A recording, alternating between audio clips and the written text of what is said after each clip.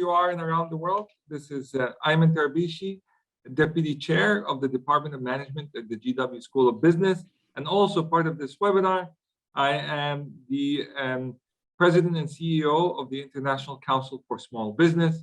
This is the ICSB Exchange webinar series, but also part of the GW curriculum that we do here, in which we feature cutting-edge knowledge about topics that are coming or are here, but that will have a huge impact. And the title of this webinar today is The Rise of the Influencer and Its Impact on Entrepreneurs, or the new type of entrepreneur being the influencer.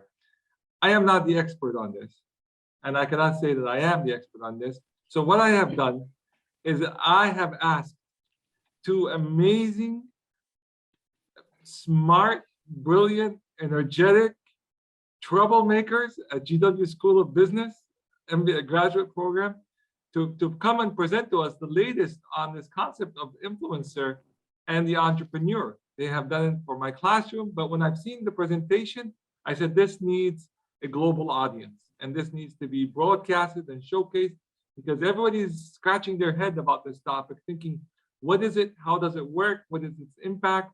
And how do I utilize it? So instead of us, the faculty, talk about it, we brought the people that are in the ground doing it, that are actually learning about it and creating so many different opportunities on it, to come and tell us, how does it work? So with that, I want to introduce two of my students, but also what I can now say are two experts on this topic. And I say experts is because of the work they have done and the research they have done. They know more than a lot of people know, right? And they kindly accepted my crazy invitation, if you may, to bring them here on the ICSB Exchange and to record them and to showcase it. And they said, why not? Just before Thanksgiving, plus all the stuff we have to do in school and work, we'll spend an hour preparing for this. So with that, Rami Harp, he's about to graduate as well. So Rami, welcome to ICSB and GW webinar series. How are you today? I'm doing very well, Dr. Tarbishi. Thank you so much for this invitation. I know I speak for Joe and myself. We're both very excited to be here. Great, thank you. And Joseph Hayden as well. Thank you for joining us here. And I know when we sent the invitation, you accepted. So how are you doing today? I'm doing pretty good. I'm looking forward to presenting this topic. Although I have very little social media presence, this is pretty fascinating what's going on in this arena, if you will. That's wonderful. So with that, Rami, the moderator talks less and let the keynote speakers talk. So I ask you to present the slides, and we're in it to listen, and then we'll open up for Q&A. So please, let's start.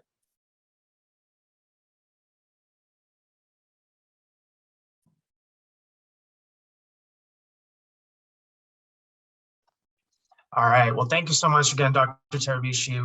We'd like to start by welcoming everyone to our presentation today on the influencer and the rise of the modern entrepreneur. So when you think of an influencer, or when you think of an entrepreneur, what comes to your mind? You might think of words such as passionate, aspiring, resourceful, determined. Today's most popular social media influencers have many of the qualities you might think of when you think of a traditional entrepreneur. But how they build their brands and how they establish their businesses is changing the way we think of entrepreneurial success. Now, an influencer traditionally is defined as a person or thing that influences another. For our purposes today, we're really looking at people who utilize social media platforms to influence their followers. And this influence can include anything from products, services, or even political ideology. Influencers who expand beyond their social media popularity and establish their own businesses are what we're considering to be the modern entrepreneur. So they're expanding beyond that reach that they have just on social media, and they're really reaching out to consumers and customers who may not even have known that they started on social media, but recognize them as business people. Both influencers turned entrepreneurs and traditional entrepreneurs share many similarities. Both have to establish business models, oversee hiring, marketing, and other aspects of running a business. For influencers, however, there are some important differences, and throughout our presentation today, we'll look at 4 key areas, including starting out, brand building, making money, and economic impact. And to start us off, I will turn it over to my partner, Joe. Hey, good afternoon, everyone. So when we think of what it takes to get a traditional entrepreneur up and going, what we often think of are startup costs. Where does the money come from? Are we using investors, savings, loans, etc.? Who's going to provide manufacturing? What's our marketing strategy? Are we going to do online sales versus brick and mortar? Often there are much larger risks taken, especially during startup for the traditional entrepreneur. So we have an influencer turned entrepreneur. There's little startup cost. Generally, all one needs is a smartphone, social media account with minimal risk, especially for those that already have a household name. Slide. So when we use the word traditional means that the brand is built over time. The business will evolve and adapt based on the economics, product needs, and consumer feedback. The product or service is needed to turn a profit. The influencer, however, or the influencer turned entrepreneur uses their personality as their brand. They must make connection with their audience and retain them. There's often multiple markets for mass appeal: food, tech, DIY, fashion, beauty, lifestyle, politics, etc. We have niche and alternative media markets as well. Slide.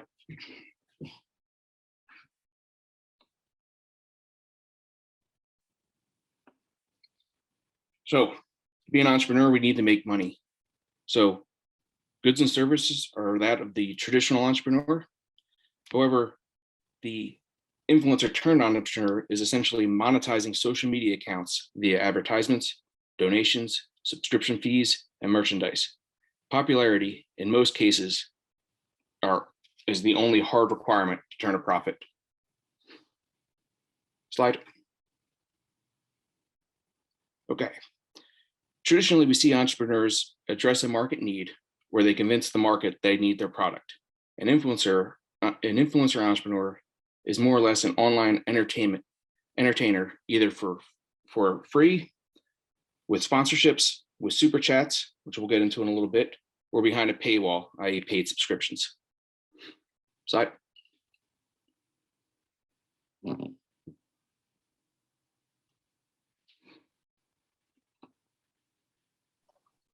All right, so influencers tend to decide the type of appeal that they want to have when they're determining the content that they want to produce on their social media platforms. As Joe mentioned a few slides earlier, this can be very niche appeal content, or it can be mass appeal content, such as DIY, cooking, or anything really that you can think of that attracts a very massive following or interest. Now, as we look at mass market influencers turned entrepreneurs, a prime example of that is Charli D'Amelio. Charli started out just posting dance videos on TikTok, and her dance videos and choreography tutorials helped her garner over 5 million followers in just 5 months. And this is astonishing. And today she has nearly 200 million followers across TikTok, Instagram, and YouTube. And that number is probably even higher since I created this slide. And it's probably growing every day with every new post. Since posting her first viral video, Charli has turned her broad appeal on social media into an ever-growing business empire. Her portfolio includes everything from tours to books and lucrative collaborations with major brands such as Dunkin' and Hollister. If you take a look here on the picture on the left, you'll see just a sampling of the major brands and organizations that she's collaborated with in just the last few years. Charli's net worth to date is approximately $8 million based on her ever-growing portfolio. And it's worth noting as well that her and her family signed with one of the most prominent talent representation organizations in the country, United Talent Agency, just last year. So it's easy to think that we'll probably be seeing more of the D'Amelio family or Charli herself over the next few years as her presence continues to grow thanks to her mass market appeal.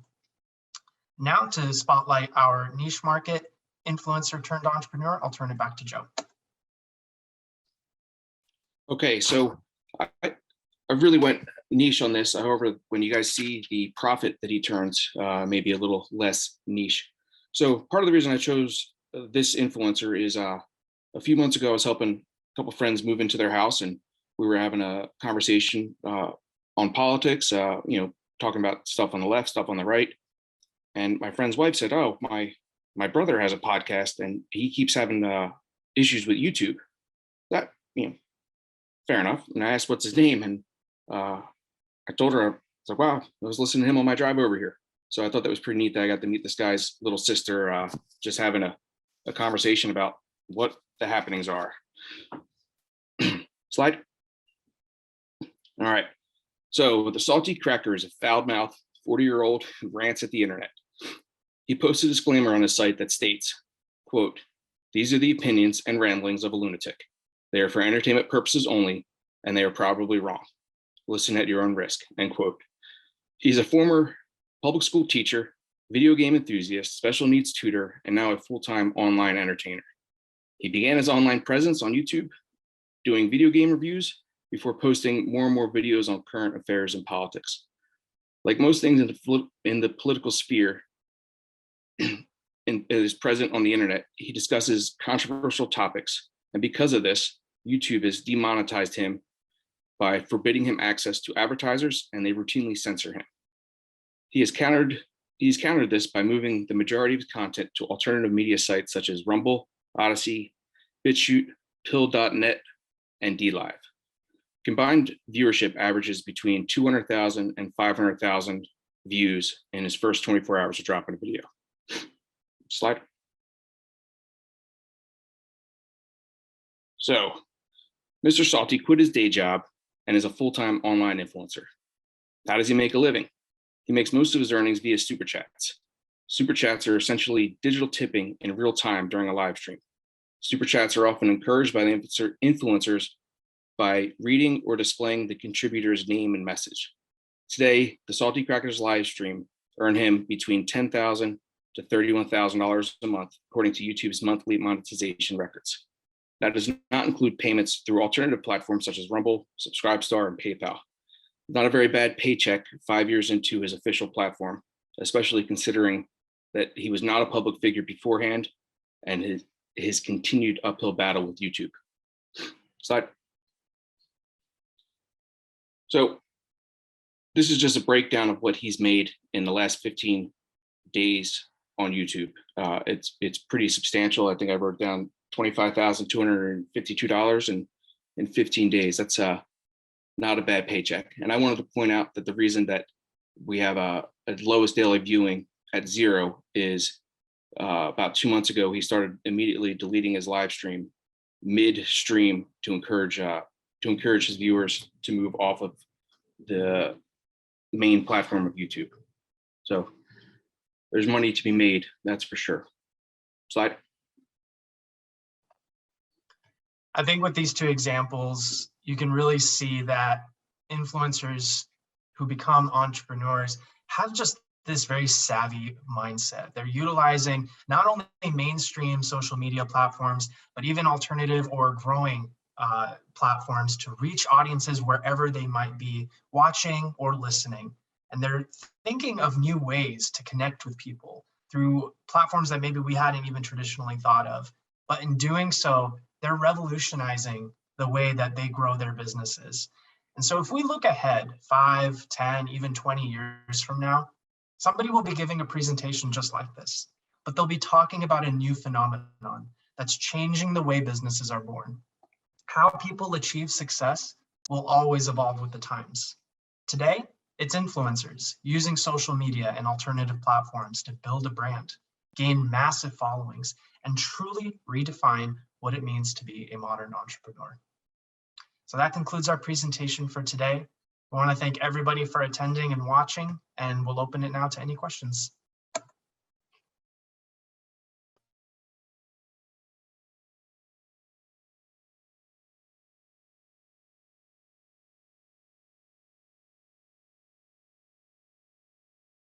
Rami, this is fantastic. Why don't we close the PowerPoint and then let's have a conversation here. So let me start out with the questions, and I'm going to encourage people here and also on Facebook to post some questions here. So the influencer is a new phenomenon, but yet we see it more and more happening more frequently on YouTube and so on here. But how does an entrepreneur become an influencer? We know that influencers are entrepreneurs, but how does an entrepreneur become an influencer? Let's because as I think Joseph mentioned here, it can, you can move from your B and you can move to A. You're an influencer that becomes an entrepreneur. But how does an entrepreneur then become an influencer? And can they? You're on mute, both of you guys. Yeah.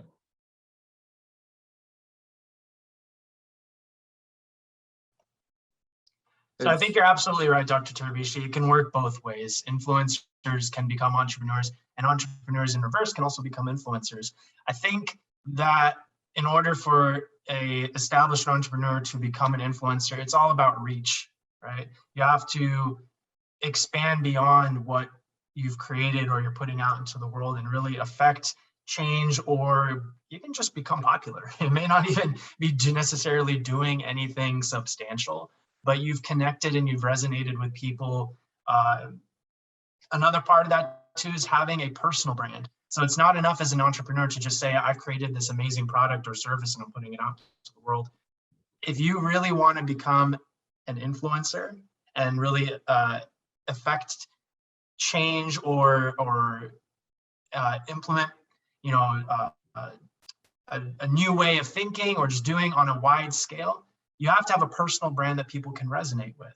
And I think you can see that with a lot of people today who are in the spotlight. Take, for example, somebody like Elon Musk, who has an arguably great product that he's selling, but he also has a very interesting personal brand to follow, right? And I think from that, he started as an entrepreneur. He started his businesses. And I think we can safely say that he's become somewhat of an influencer today because of not only what he's created, but because of the personal brand that he's attached to the products and services that he has created and is now offering to people all across the world.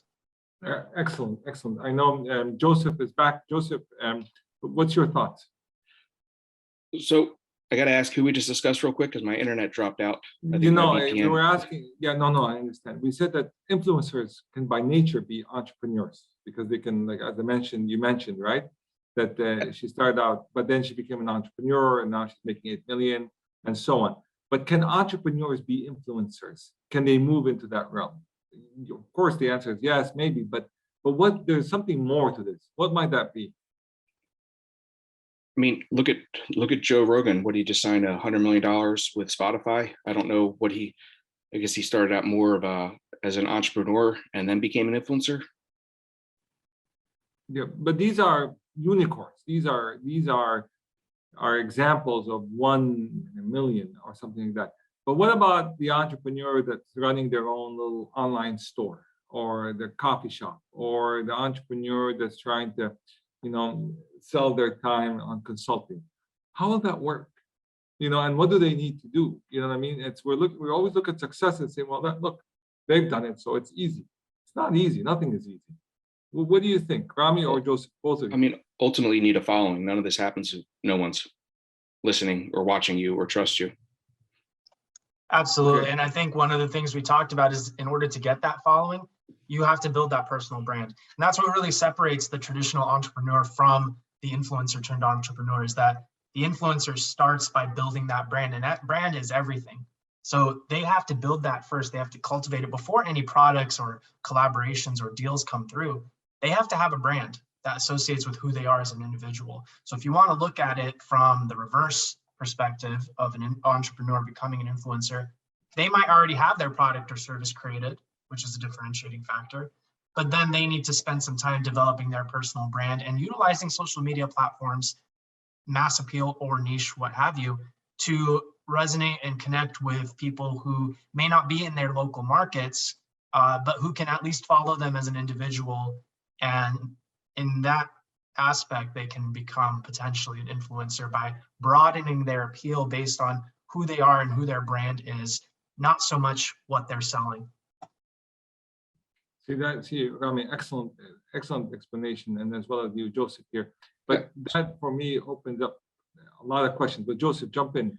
So a common theme amongst pretty much anyone who regularly posts on, we'll use YouTube for example, is just about every one of them will say click, like, share, and subscribe. That's how you get pushed up to be seen by more people. Sharing out with your friends, clicking the like button, subscribing. Those are all increased views, and with the increased views, your presence becomes more and more widespread. Okay, so the examples that you mentioned and the examples that I see are what I consider outliers. Outlier is not a bad word. It's just that they're not in the normal distribution. They either have very strong opinions about something, or they have some sort of a talent vis-a-vis dancing, singing, rapping, whatever it is. It's a talent. It's something that will grab the attention of the people for them to like and share and go on and then become a follower, right? What about just people that are really good at doing something, right? But don't showcase it in that way. They're not out there to grab attention, because in a way it's counterintuitive. As good as you are, you should be humble, you should be kind, you should be less flashy. But yes, in this new world, flash is good. Showing off is excellent, right? Being provocative is wonderful. You are the young ones. Explain this logic to me a little bit here. So we do have a question in the chat, but I'll answer yours really quickly, and then we'll get to the question from Kristen. I think one of the most fascinating things about researching this topic a little bit further and seeing influencers who convert their popularity into successful businesses is that it is often 1 in a million, right? It's not everybody. And I think though, even before social media platforms became a thing, we could argue that even in the traditional entrepreneurial landscape, not every entrepreneur is going to be a success. Not everybody who creates a product or a service is going to break through. And it might be an incredible product, it might be an incredible service that could really be beneficial to people. But that doesn't necessarily guarantee that they're going to be successful. And that's the same thing with influencers. I mean, there's probably hundreds of thousands of people who record themselves doing the most random things and put it on the internet, hoping that it will gain a following, and it doesn't. So I think this leads actually really nicely into Kristen's question. What is it about the successful influencers that makes them stand out, and what is the strategy? I almost don't know if there is something besides just what we traditionally think of when we're thinking of successful entrepreneurs, traditional entrepreneurs. How do you define that success? And sometimes there is a clear-cut strategy, and sometimes it's a mixture of a lot of things. They had a great product, a great brand, and a little bit of luck, and the timing was right. So I think when we're talking about what makes those successful influencers stand out, I think we really have to focus on, one, their ability to create a personal brand and sell themselves as the product to viewers, and two, the timeliness. They're using platforms that are at the peak of their popularity right now. Instagram, TikTok more recently. YouTube honestly was where I think the modern influencers started, but I wouldn't say that it's the leading platform currently. And that changes every year. Something new will come to the forefront. So what is the strategy? It's about identifying who you are as a product, as a personal brand, and knowing how to sell that in your videos, creating content that is appealing and can be shared. That's important too, is that these videos that go viral, the word viral in its sense means that it's been shared countless times, right? So this content has to be interesting. And third, you have to know how to reach viewers. And that means knowing which platforms are popular, which platforms are growing, and ultimately where your target audience, whether that's mass appeal or niche, where do they live, quote unquote, on social media, on platforms such as these? Where can you find them and ultimately gain as many viewers as you can? Excellent. So I'd like to touch on the strategy aspect of it. So what I've noticed a lot lately is you'll have a much larger platform bring on maybe lesser known people as essentially as panelists. And as those panelists can make a connection with the audience for who show they're on, oftentimes people will move over and their view counts, their subscriptions, all that go up simply by being on someone already recognized by the consumer who's watching the content. Okay, so again, just so I understand here, my understanding of this, because you guys are the experts here, I'm not. I'm now. It's funny, now I'm the troublemaker and you're the experts. So let's turn the table. Let's turn the table around here.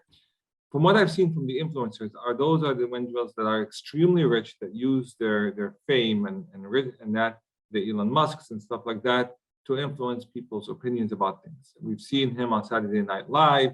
We've seen him on different things that have influenced even cryptocurrency, when he said, "Oh, this is not real," and all that stuff, right? And we've seen musicians. We have seen people that come out of nowhere that are talented, that showcase their talent vis-a-vis, again, art and entertainment. But what about people that are not in those categories? Let me give you an example. Because I had written an article about this a while ago, and now I'm going to resurface it again. What about professors? Can they be influencers? 100%. So, but we haven't seen professors as influencers. And I know a couple of people that are really good professors in terms of research or teaching, but do you know that it goes against the grain of what a professor is, in which they're out there using social media to showcase themselves to other people. I am going to go today and I'm going to go teach in this class, and here's my statement, and here's this, and here's that, and they're putting themselves out there to garner likes. It just, maybe I'm old school, but I find it difficult for a professor that established that spent all his years or all her years to be chasing likes and fans and followers. Yet at the same time, it's a new world. So if you are the students here, how would you feel about this? So, Professor, I'm going to have to somewhat disagree with you on that. And the example I'll use is, that's why we're here. the example I'll use is as last week. I mean, obviously not everyone, a lot of people in my sphere were following the Rittenhouse trial. And in following the Rittenhouse trial, there's a law firm called Rakita Law that had a handful of law professors all zoomed in with each other, just discussing it. And at one point they had 180,000 people watching, and they had their super chats open, and I'm watching the super chat, and it's $50, $50, $10, $5. I mean, and they even mentioned it a couple of times, like, where else would 5 or 6 law professors be commenting on, just providing commentary, not providing any legal advice to just simply commentating, and having that many people watch them. So again, I think if more people come out and comment on or provide their expertise on topics, people enjoy that. I think Joe's example is a prime example of what we were talking about a little bit earlier, with aspiring influencers using timeliness and the appropriate platforms to start building their followings. And the actual subject matter of what they were talking about aside, just utilizing the timeliness of the case and the trial, and using these platforms to reach a broader audience than perhaps they may have been used to, is exactly what we're talking about. And it's not like overnight necessarily that's going to guarantee you're going to become a quote unquote influencer. I don't know that necessarily there's a tangible definition to like a status that you reach that you say, oh, the person's an influencer. It's almost like you just kind of know when you see a person in the public eye. But building yourself up to that point, part of that strategy is knowing when to chime in and how and where. And so that was a great example that Joe just gave of people who may not even necessarily want to be influencers, but not everybody who starts out doing something intends to. And sometimes there are things like overnight successes or people stumbling into success. So we can't necessarily know what their intentions were, but they did use timely, social issues, and they did use platforms that are new to them to expand and broaden their audience. And in turn, they're beginning to build their brand. So who knows? That could lead to a invite to a news program. That could lead to an interview request. And from there, you start to see the stepping stones to what we would consider a modern influencer. Do you see then the opportunity for, I mentioned faculty, but there's other ones. What about students at colleges to become influencers within their school? Example, Rami or Joseph, let's say you go to one of those big schools where there's like 30, 40,000 students, right? And you, by accident or intentional or a combination of both, then you start having a following from your colleagues and stuff because you say things or you do things that are garnering the support you want. You can have a major impact at the school just by the voice that you carry, which is the people that are supporting you, right? And is that what is coming down the horizon of student influencing universities based on their, what's the word, fan base or follower base? What do you all think of that? Oh, absolutely. Dr. Jordan Peterson made some controversial statements, I think 5 or 6 years ago up in Canada as a psychologist, and now he's written 3 bestsellers and is all over social media, making significant amount of money, but he's still a professor at the University of Toronto. So if I was at one point able to be in one of his classes, that'd be fascinating as someone who I've read their books and admire. Okay, so here's a question that came up from Kristen. As a student, would you be more inclined to take class with a professor who's a successful influencer? Kristen, great question, right? Also, would you choose a university based on that influence? Great question. Yes, and actually I know what I'm thinking, but let's ask you, Rami and Joseph, to tackle this question. Would you go to a class where the professor is an influencer? And what would you do? Or you think that's a little bit too arrogant? Come on now, give me a break. Why is this professor an influencer? I think what makes an influencer and a successful influencer is that they attract followers who are into what they're selling. And that could be whether it's an actual product or service, or it could just be selling like the content that they put out. So I use the term selling a little loosely. For me personally, would I take a class with a professor who's a successful influencer? That depends on what they're popular for. If it's something that aligns with either an interest of mine, yeah, I think that would be kind of cool. You can definitely has something cool to say to people like, yeah, I took a class with, XYZ professor who happens to be popular on these platforms or in this sphere. If it's on the opposite end and maybe it's something that I don't disagree with, or excuse me, that is something that I do disagree with, I probably wouldn't want to listen to more of what they're saying because I already avoid them in the media space. So I think it all comes down to personal taste. The second part of her question, would I choose a university based on an influencer? Probably not, because it's limited to, one, maybe a couple classes. I think for me personally, there's a lot of other factors, but that's not to say that for somebody else, that could definitely be something of interest. I want to chime really quickly back to what you were talking about, Dr. Terabishi, with the idea of faculty kind of moving more into the influencing space. I think this is, and I agree with Joe, I think this is something absolutely that is coming down the pipeline. Maybe because of professors who want to, but also because universities who are seeking revenue wherever they can get it.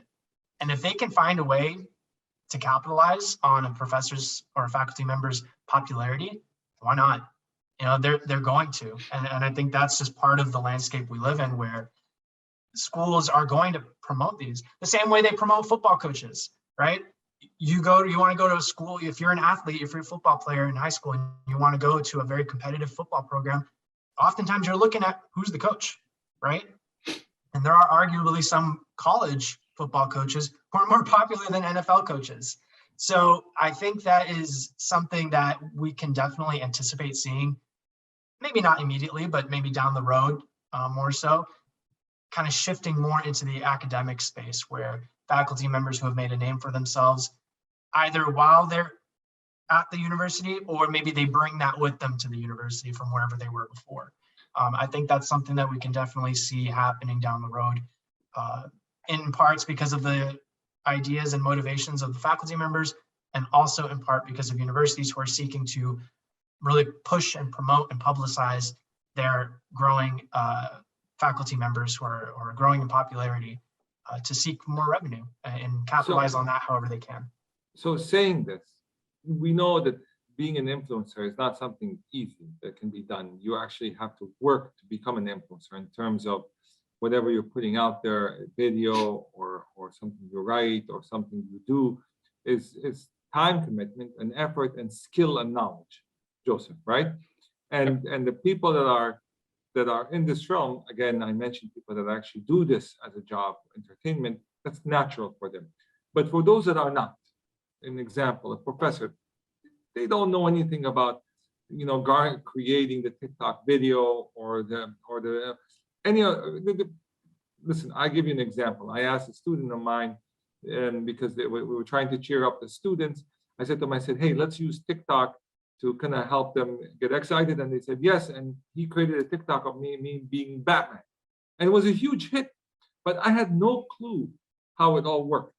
Right? Should I then hire a company, hire individuals and tell them, hey, I'm going to become an influencer. Your job is to use all this technology and tell me exactly what I should be doing or saying so I get the shares and the likes.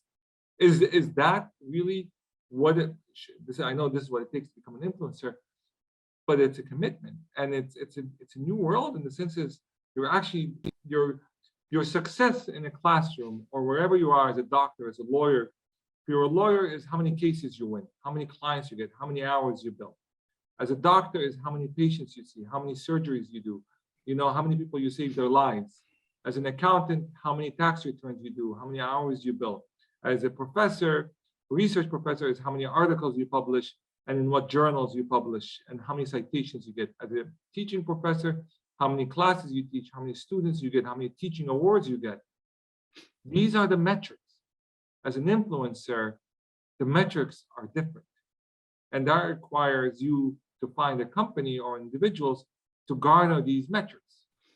I guess I'm coming to realization of this, but what's your reaction? So Dr. Terabici, look at what we're doing right now. Suppose this video garnished 20 million views on Facebook in the next 24 hours. The three of us are now famous to an extent. Isn't that of value to George Washington University to have a professor and two students that just had 20 million people watch them discuss entrepreneurship? So that almost comes back to a negotiating tool for you. Hey, I have 20 million followers. All of them now want to go to GW and take this MBA program because Dr. Terabishi's the greatest person I've ever listened to.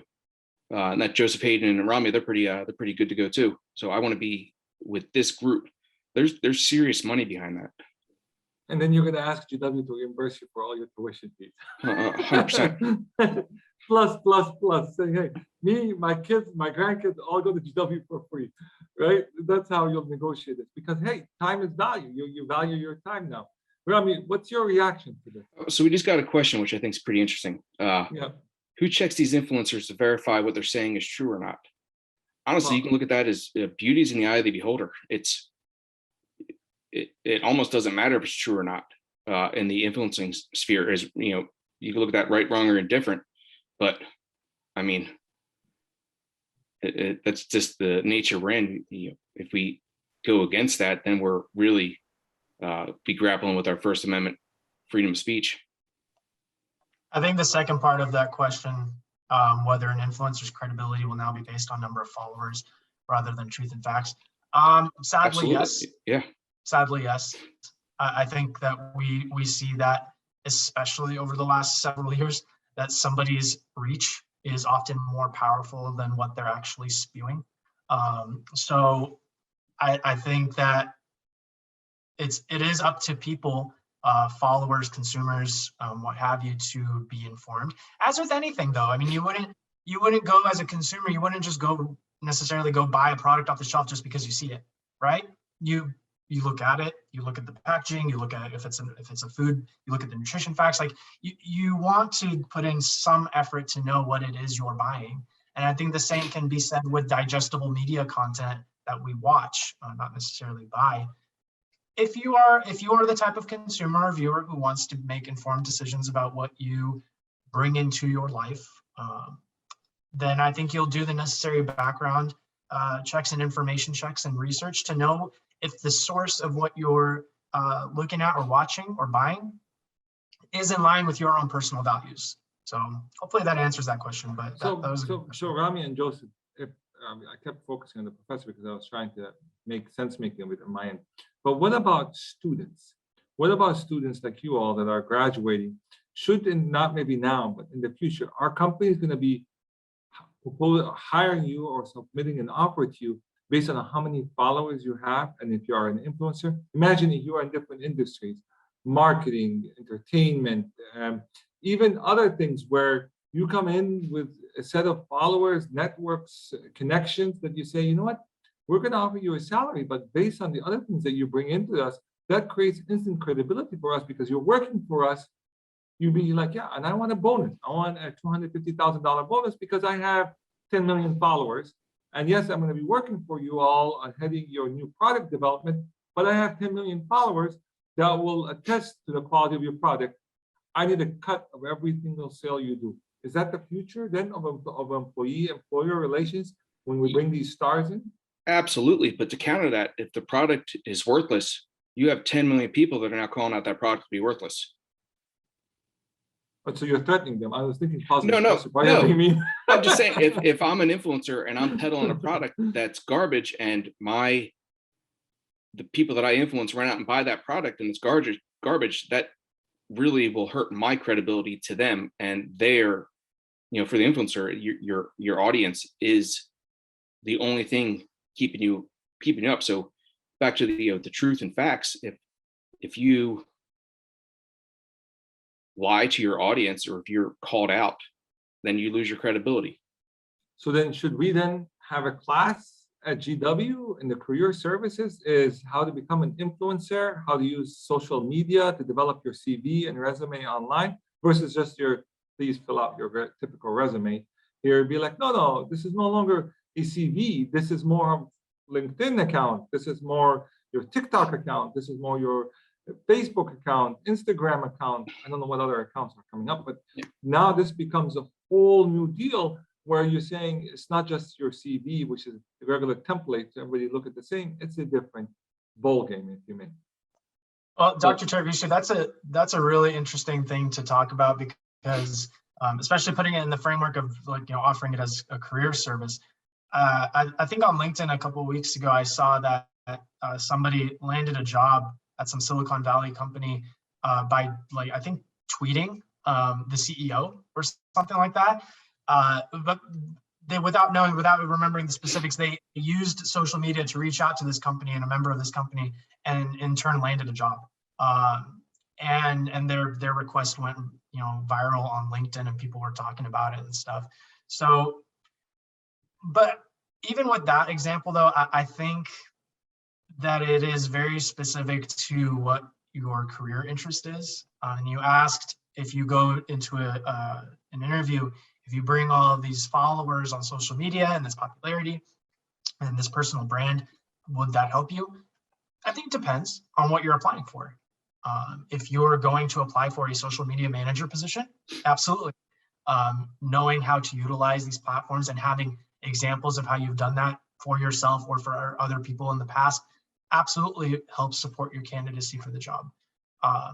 But if you are in perhaps more, if you're perhaps more interested in industries that don't really benefit from increased social media presence, then I think it's probably not going to work as much to your advantage.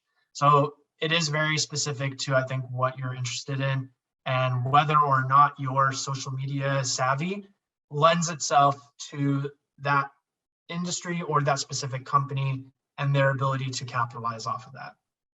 So I'm going to switch now to my entrepreneurial hat, not as a professor. So if listening to all of you here, right? So here's an idea for a new business. I go find 20 bright students, and I know 2 of them now because I'm talking to them, right? I'm going to get a staff of 20, and I say I'm going to get people that are good with video, good people that are good with social media, people good with content writing, and then people good that already have connections to other networks that they can influence. There are many influencers, right? I bring my team here, and then I go to the #1 researcher in the area at GW, other schools, and say to them, I say, listen, for $500 a month, you get 5 hours of my team coming in and promoting you on all social medias, right? And you now have 0. By the end of month 6, you will have, I don't know, 50,000 followers, right? And it's a $500 monthly expense, and it really helps. I get 10 of them at $500 a month. That's good revenue for me. And I'm employing people, I'm creating awareness for them. And then if one of them, I just need one of the 10 to make it big. In the contract, I get 20% of all their sales or their contracts. Then I can have a talent agency of people. Is that not right? A smart business proposition for starting a business? So, Professor, I absolutely understand that notion, but I think, at least in my observation, the successful influencers kind of have to do it grassroots. I think the proposition you're proposing will be looked at as more mainstream, and I think a lot of people would see through that. Or maybe they wouldn't, and it's a money making. But how I would think they the know? more How would they know that I have you and Rami and a couple other people helping me put stuff on TikTok, Instagram, and stuff? How would they know? It's just me. They think it's me putting it, but you're putting it on my behalf or whatever professor's behalf. I mean, that can be said with any currently popular influencer. I think if you go to the average person who watches their videos and ask them, oh, do you know every person who's on this person's team? They're not going to know. They're going to think that, so let's use Charlie, for example, because we talked about her in our presentation. She has a team who helps her. And yes, we can probably imagine that she is thinking of the content or stuff, but she definitely has a group of people who, help her with content creation, who help her with, posting, editing, and everything that goes into what she does. So these are kind of the behind the scenes people sometimes. But every great business has a team behind it that will not always get the spotlight. Exactly. You are a brand, as you said. Didn't you all say you are a brand? And for brand management, you have to have a team. Correct, Joseph? Even the sister of the person complained about this, so she was engaged. Yeah. You know what I mean? It's not like he was all by himself. He had people complaining to, and they say, well, let me see how I can help you. And she was telling you about it. And Dr. Fair enough. Cherkashy, the really savvy behind the scenes people will know how to ride the coattails and become popular themselves. Exactly. Or you know what? Maybe they don't want to be popular, but they want to make someone popular. Everybody has their own. It's all about your ambition. Yeah. Your personal ambition. So saying this, while we are starting a new business here, right? And I'm already, the machine is working here, but we're going to start, right? What does it say about you all, the students, and your future careers here, knowing that this is all happening here? Because for us as faculty and people that are a little bit down the line in careers-wise, we're looking at this phenomenon saying, wow, the word is like, wow. TikTok is a wow for us. It's so novel. But you guys are living it.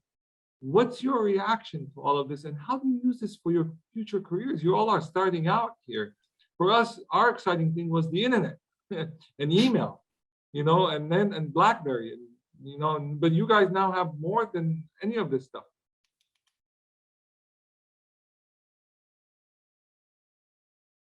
I mean, I'm sure there's thousands of people that if they could get their, go from 10 followers to 100 followers to 500 followers would absolutely pay for that.